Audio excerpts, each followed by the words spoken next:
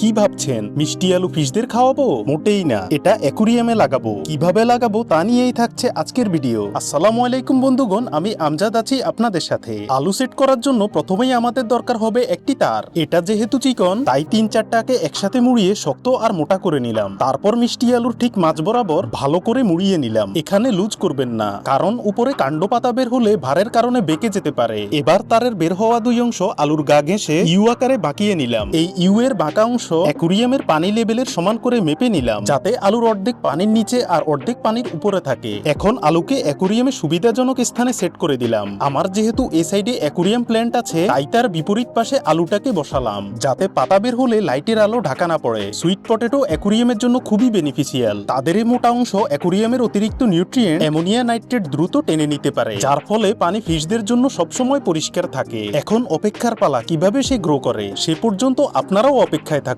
Update নিয়ে আসবো শীঘ্রই।